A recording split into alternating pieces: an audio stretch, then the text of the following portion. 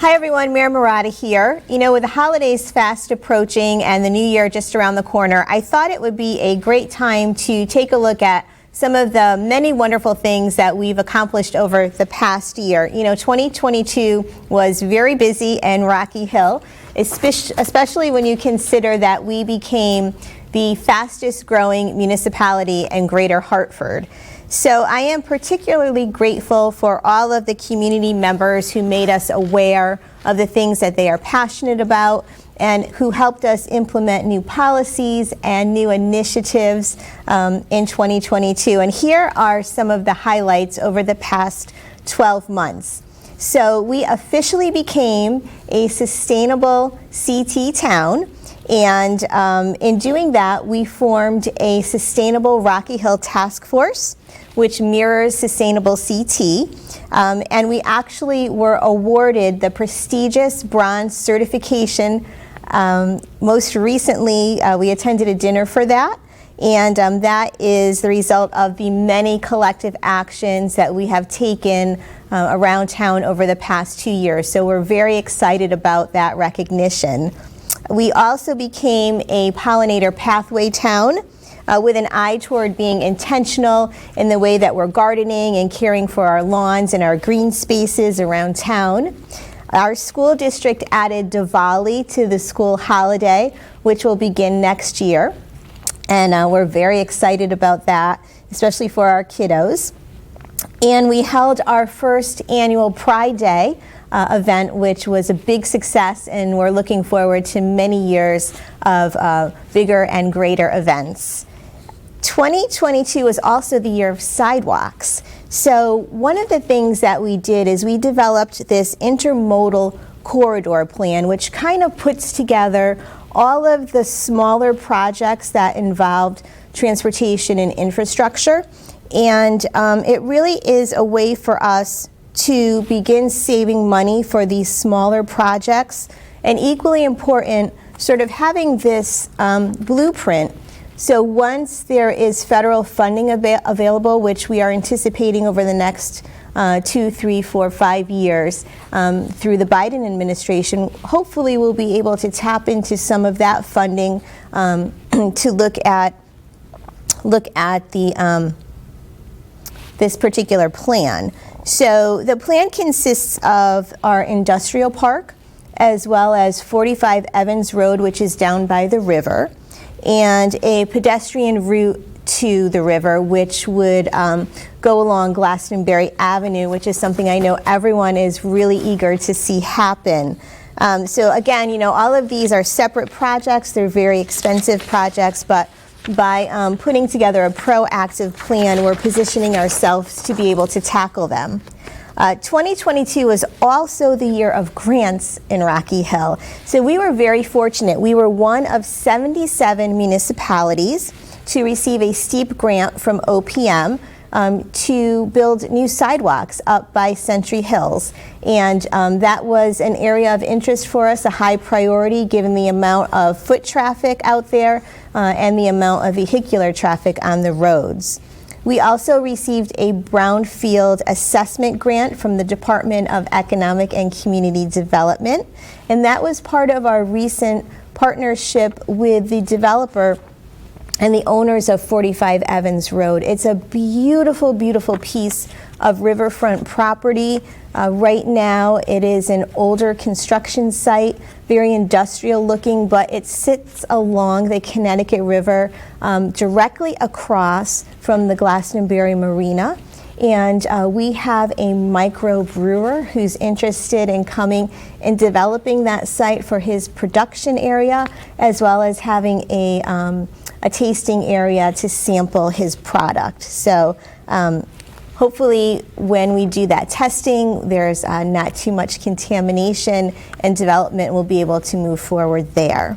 And this week, we were awarded just about $1 million again from DECD for a Brownfields remediation grant, and that is for our partnership with the Ames developer. You know, this has been something that we've been working on for about 2 years now, particularly as we want to make sure that we were incentivizing the right type of development out there, and in particular, a project that aligned with the town's vision as it's outlined in the Plan of Conservation and Development. For me, this is probably perhaps the most exciting thing that's happened since I took office. As you know, I have been adamant about 2019 that we were going to clean up that blighted property and that we were going to begin the revitalization of Main Street, and equally important, to begin creating something that we don't have in Rocky Hill, and that's a downtown area. So we're very, very excited to be the recipients of that competitive award. And let's see what else.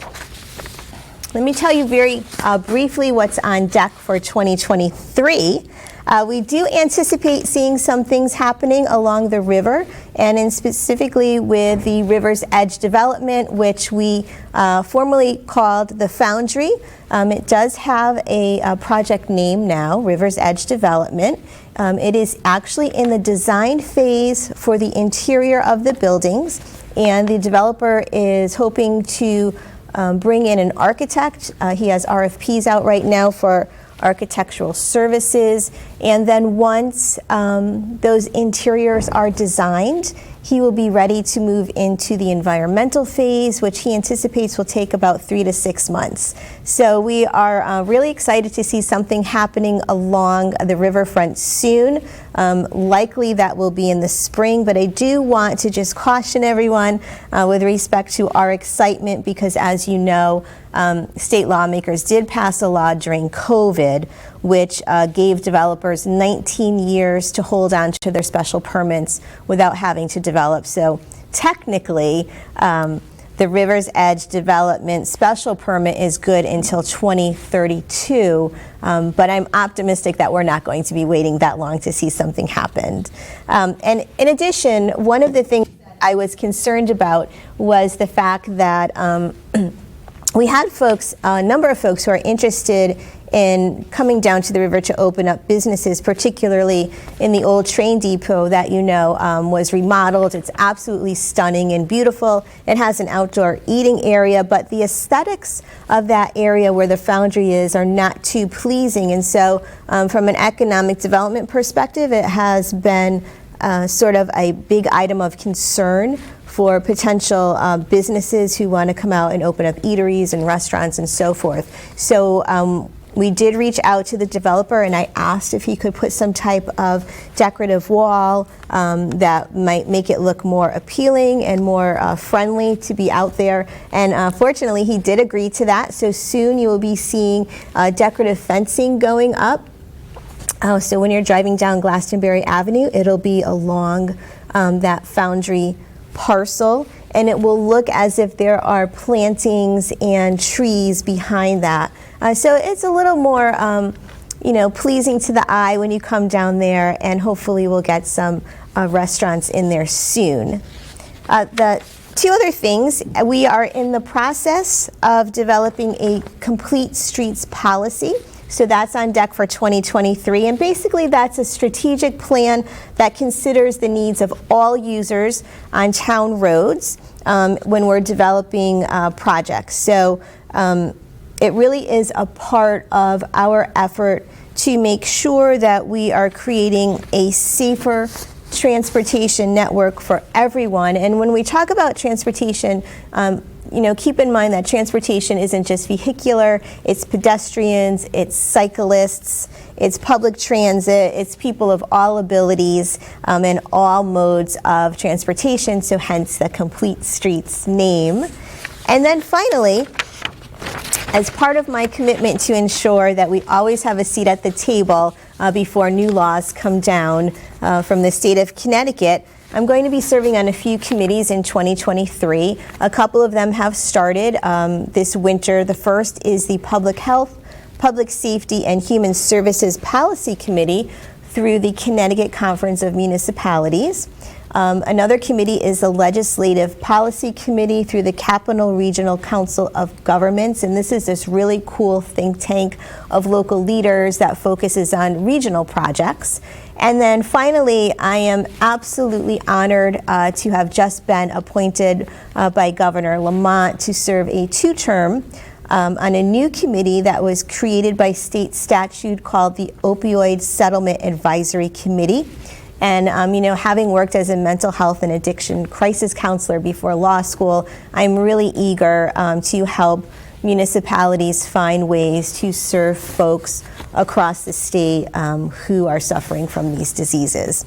So finally, all of these things are exciting. It's just the tip of the iceberg in terms of what we've accomplished in 2022, but most importantly, none of this would be possible without you, without your support, and I am truly grateful every day to serve as your mayor, and I thank you for your trust in me and my team. Together, we are building a stronger foundation that hopefully will transcend generations, and I just want to wish you and your families a very Merry Christmas and a happy, healthy New Year, and we will talk soon.